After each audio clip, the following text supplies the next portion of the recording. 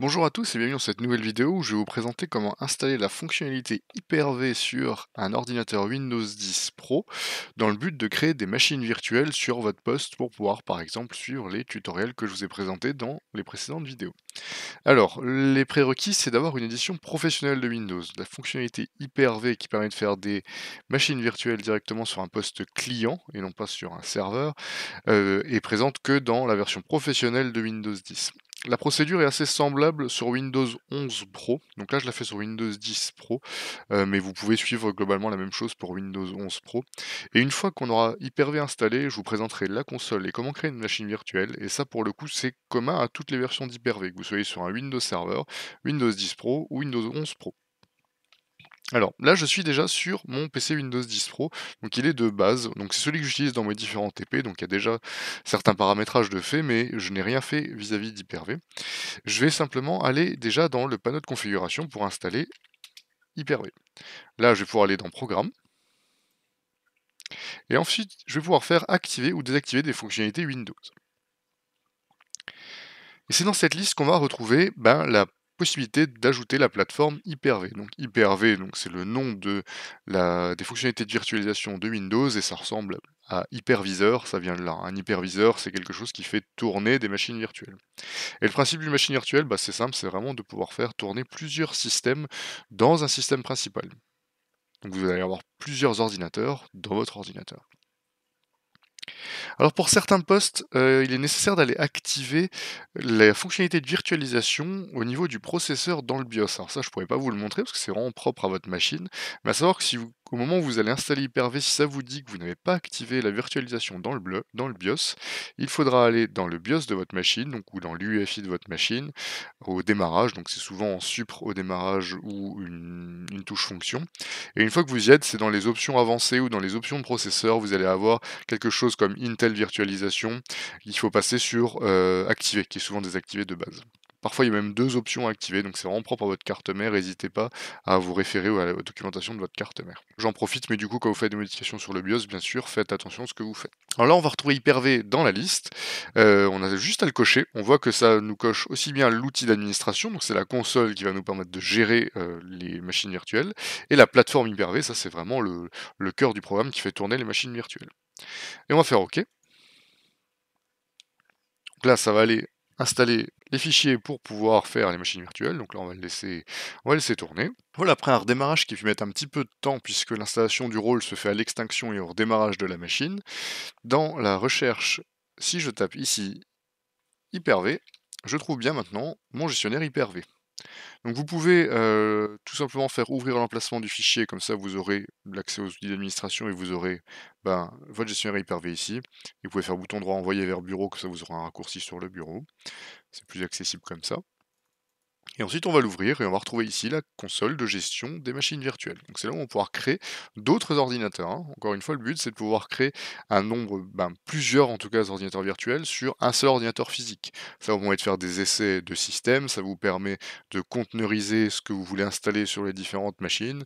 C'est vraiment très pratique pour vos tests ou pour vos différentes installations. Alors ici, vous allez retrouver le nom de votre machine, là où vous aurez vraiment le nom de votre PC, puisqu'avec l'outil d'administration, on peut se connecter en faisant ici bouton droit à d'autres serveurs quand vous en gérez plusieurs. Donc là, on n'en a qu'un seul, donc là, vous aurez que votre propre machine, ça va se trouver ici. Alors comment faire une nouvelle machine virtuelle? On va faire tout simplement ici nouveau, on va faire ordinateur virtuel, donc là, on va faire vraiment une nouvelle machine. Donc on va nous dire, on nous fait une petite préconisation au début, vous pouvez cliquer sur ne plus afficher. Première étape, ça va être de lui donner un nom. Donc là, vous allez devoir donner un nom. Et attention, ce nom, c'est vraiment le nom de la machine virtuelle. Donc le nom qui sera affiché dans la console de gestion. C'est pas le nom de la machine dans Windows ou dans Linux quand vous ferez l'installation du système. C'est vraiment le nom de la machine pour que vous puissiez la retrouver. Alors moi, j'aime bien faire correspondre le nom d'hôte au nom de machine virtuelle. Comme ça, on sait tout de suite de quoi on parle. Donc admettons que je veuille faire un serveur qui sera virtuel, donc SRV-V et je sais pas, on dit que c'est un Windows Server, je vais l'appeler wserve. Je peux décider de stocker la machine à un autre endroit que l'endroit par défaut. Alors si vous avez plusieurs disques durs, n'hésitez pas à changer, hein. Quand vous avez plusieurs partitions, ne mettez pas forcément sur la partition où vous avez système où vous n'avez pas beaucoup de place. On va faire suivant. Ensuite, on va pouvoir choisir entre génération 1 et génération 2. Alors, génération 1, l'idée, c'est de pouvoir être compatible avec tous les systèmes, toutes les possibilités et toutes les précédentes versions d'Hyper-V. Donc je m'explique, si vous créez une machine virtuelle en génération 1 et que vous devez la déplacer de votre PC qui fait Hyper-V vers un PC plus ancien ou un serveur plus ancien avec une plus ancienne version d'Hyper-V, vous êtes sûr que ça fonctionnera. En génération 2, là, on aura toutes les fonctionnalités d'Hyper-V les plus récentes, mais pour le coup, on n'est pas forcément compatible avec les anciennes versions d'Hyper-V, en plus de nécessiter un système d'exploitation invité, donc ce qu'on installera dans la machine virtuelle, il faudra que ce soit du 64 bits uniquement. Et une fois que c'est créé, attention, on ne peut plus modifier la génération, donc à bien choisir au début. Globalement, si vous devez faire du 32 bits ou si vous savez que vous devez migrer votre machine virtuelle vers potentiellement une ancienne version d'Hyper-V, vous prenez de la génération 1, sinon de la génération 2. Donc là, moi, pas de besoin particulier, génération 2, au moins j'aurai toutes les fonctionnalités possibles. Je fais suivant.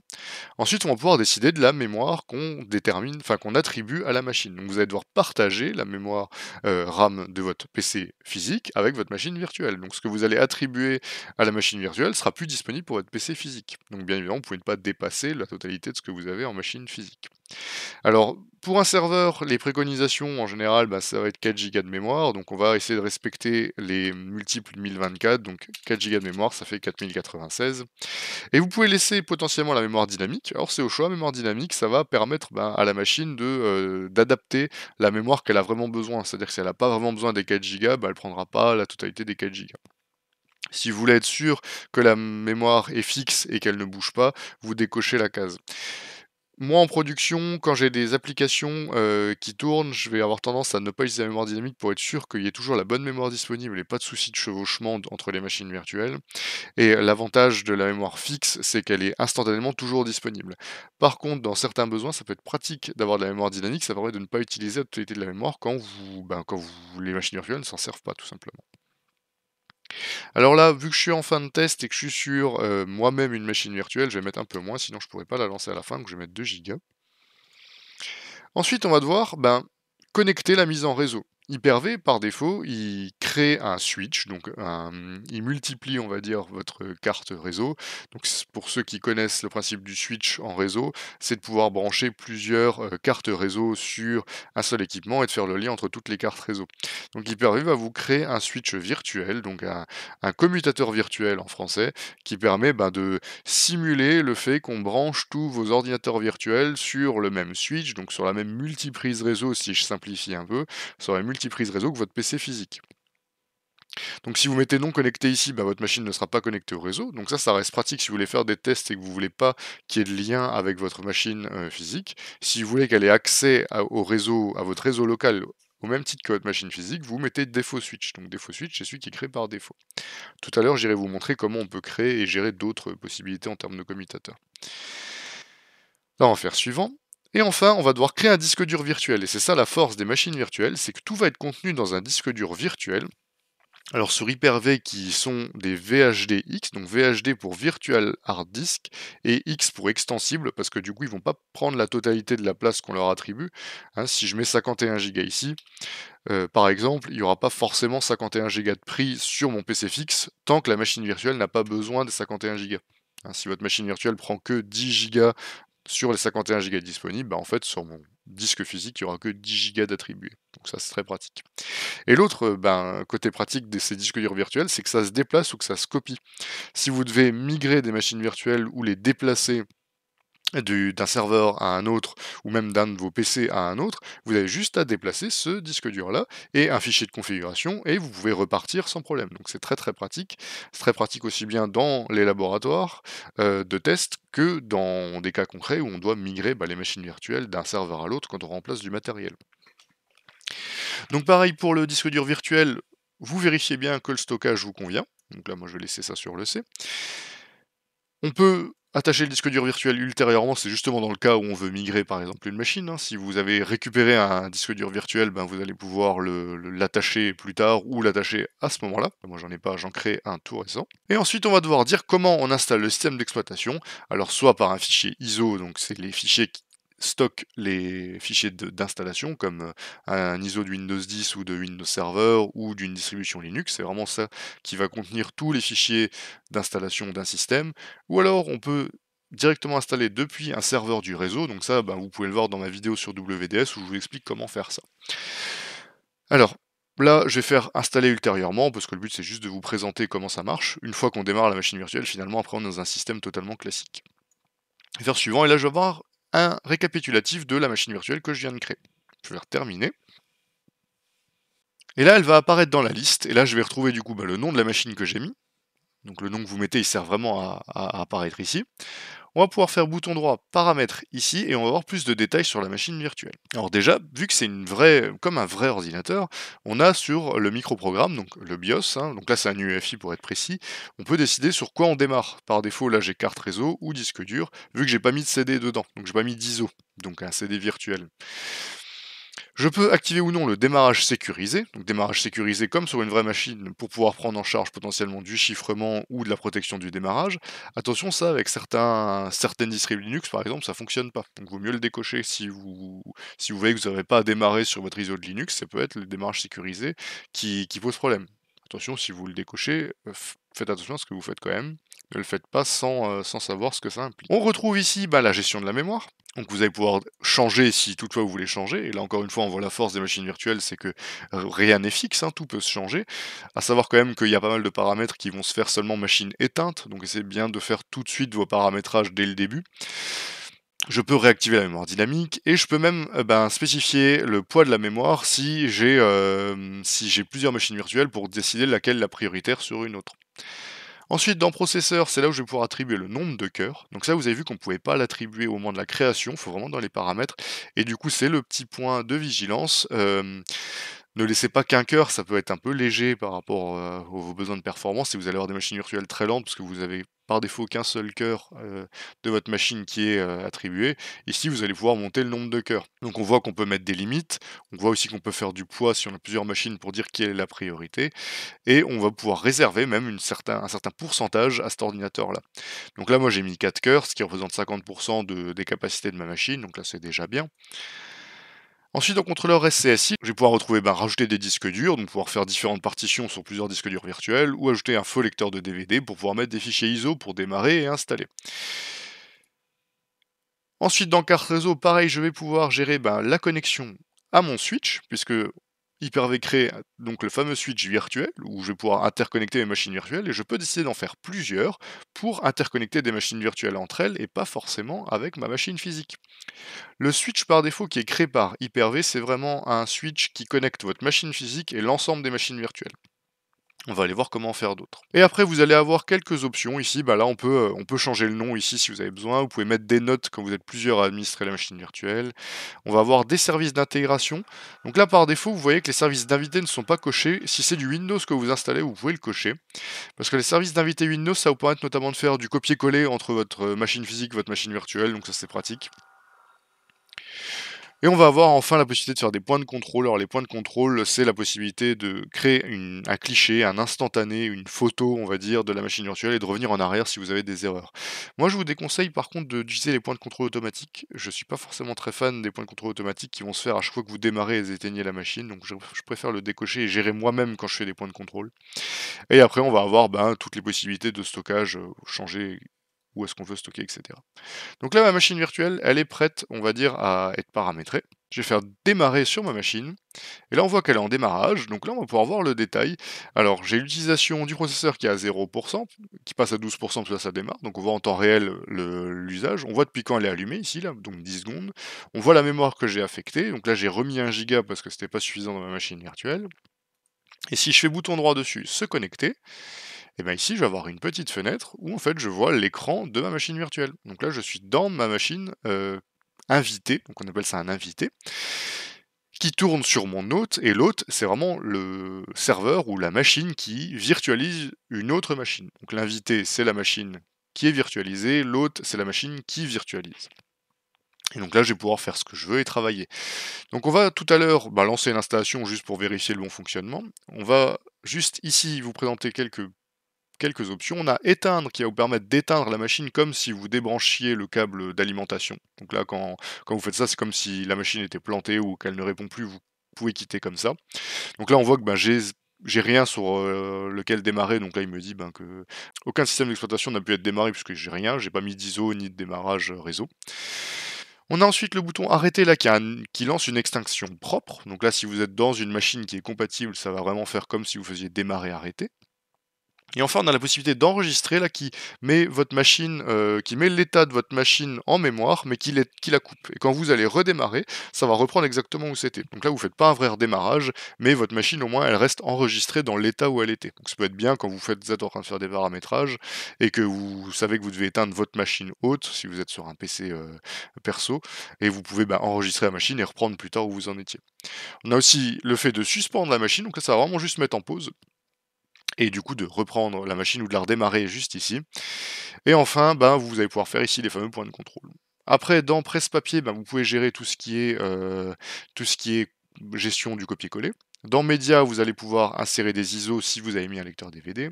Et enfin, un bouton intéressant ici, le tout premier, c'est le contrôle Alt-Sup qui vous permet d'envoyer le contrôle Alt-Sup dans la machine. Parce que si vous faites contrôle Alt-Sup sur votre machine physique, vous faites contrôle Alt-Sup sur votre machine et pas dans la machine virtuelle. Donc là, je vais vous présenter encore les commutateurs virtuels et puis après on testera ensemble le démarrage de la machine. Donc je vais l'éteindre là, puisque là j'ai pas de système installé du tout, donc je vais cliquer sur éteindre. On va me dire attention, ça revient à mettre l'ordinateur hors tension, hein, comme je vous disais, on coupe vraiment le câble d'alimentation, hein. Donc là elle est éteinte, on voit qu'elle est éteinte, je peux fermer l'affichage. Et je voulais encore vous présenter du coup la gestion des commutateurs virtuels, parce que ça permet vraiment de faire pas mal de choses.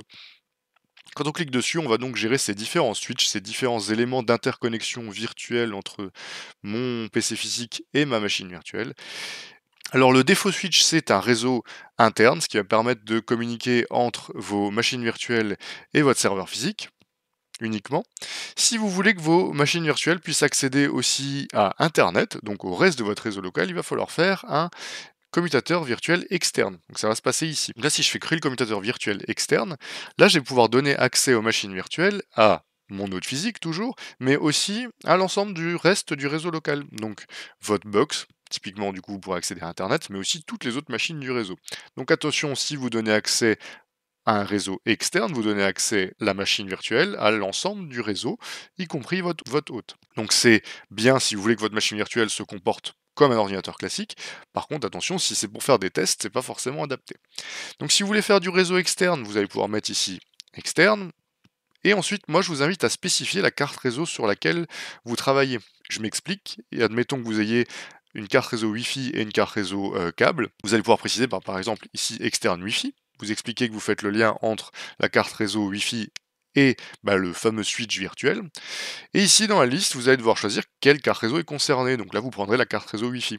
Ou inversement, en câble, en fonction de votre besoin. L'idée étant de bien spécifier sur quoi sont connectées les machines virtuelles. Attention, laissez bien cocher autoriser le système d'exploitation de gestion, donc votre hôte, donc votre PC à vous finalement, à partager cette carte réseau. Si vous décochez ça, votre PC ne pourra plus servir de la carte, donc vous aurez plus internet. C'est que les machines virtuelles qui pourront s'en servir. Cette option-là, en fait, elle est utile dans les serveurs en production. On va avoir tendance à dédier les cartes réseau aux machines virtuelles, et donc là, on ne laissera pas l'hôte utiliser les cartes réseau des machines virtuelles, mais tout simplement parce que on a plusieurs cartes réseau pour faire ça.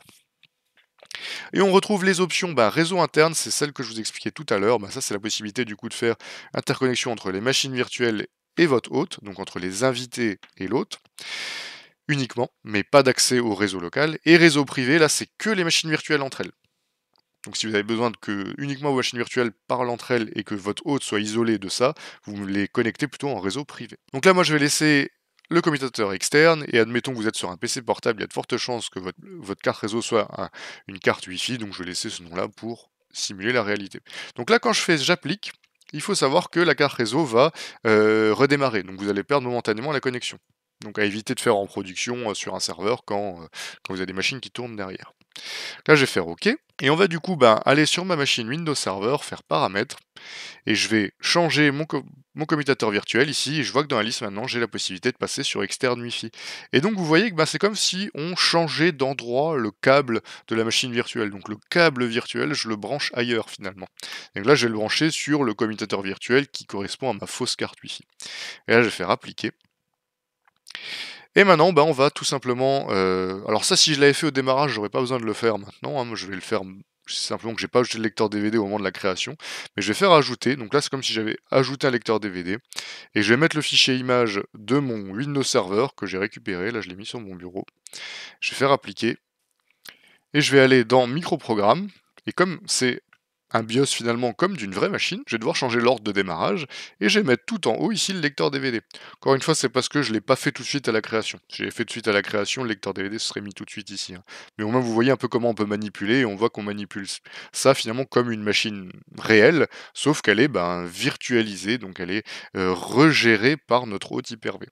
Et donc là je vais faire OK, je vais faire bouton droit démarrer, et si je me connecte, je vais pouvoir démarrer j'appuie sur une touche, comme sur une machine physique, et je fais entrer. Et là, je reprends une installation de Windows Server normale.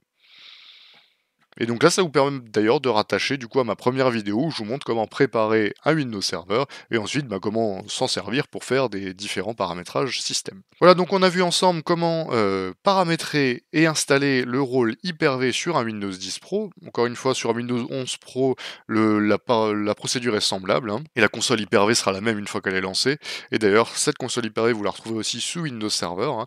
D'ailleurs, depuis Windows Server 2008, elle va ressembler à ça. Alors les options sont plus ou moins étoffé selon les options Windows Server. Là, on est sur une dernière version de Windows 10, donc comme sur un Windows Server 2022. Mais si vous savez vous servir d'Hyper-V sous Windows 10, vous saurez vous servir d'un Hyper-V sous Windows Server. C'est vraiment le même Hyper-V. On a vu ensuite comment créer une machine virtuelle et comment la paramétrer. Et ensuite, je vous ai présenté les différentes options de commutateur virtuel pour les interconnecter au réseau.